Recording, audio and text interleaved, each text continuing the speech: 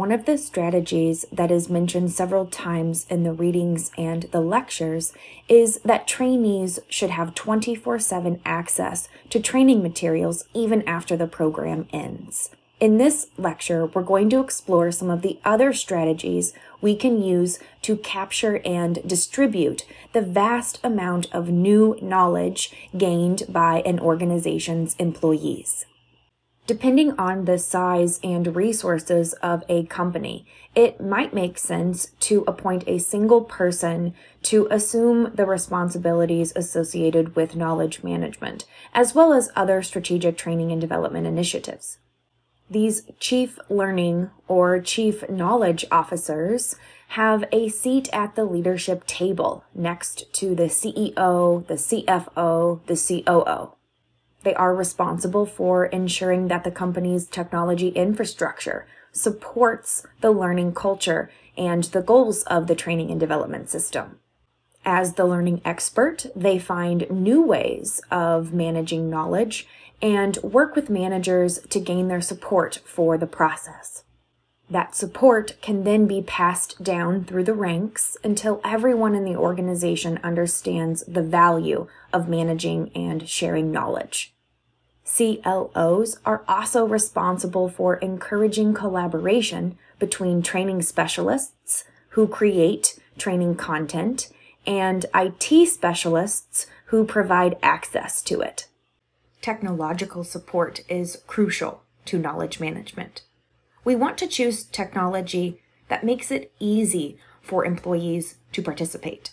Some options can be integrated within a company's existing network, while others stand alone and must be accessed separately. Some options provide a lot of features, while others are more basic. Technology doesn't always have to be expensive.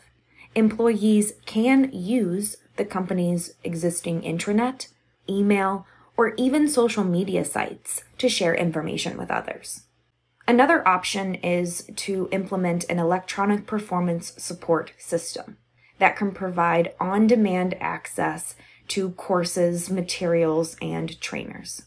These systems can be used to reinforce what trainees are learning through face-to-face and online learning. We can also create an online library of learning resources, publish directories of what employees do, how they can be contacted, and what expertise they have. Develop informational maps that identify where specific knowledge is stored in the company.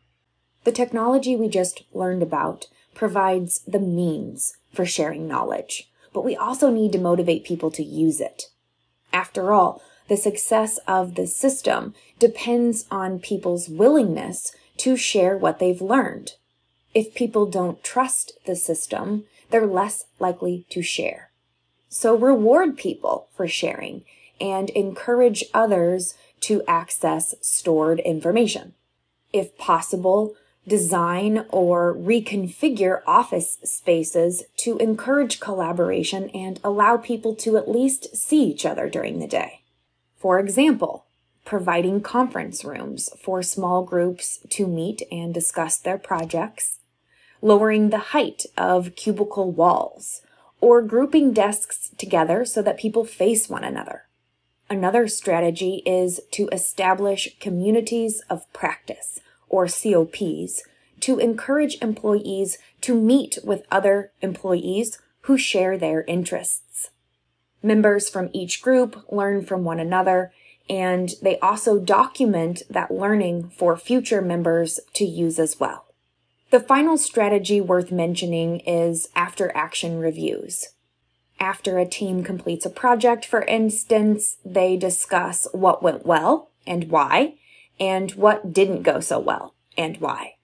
These lessons can be extremely important to not only the group and the individual members, but also to the entire organization, like the U.S. military or hospitals. Instead of keeping new knowledge inside the team, knowledge management attempts to collect it, store it, and leverage it in a way that benefits other people, other groups, other units, other divisions.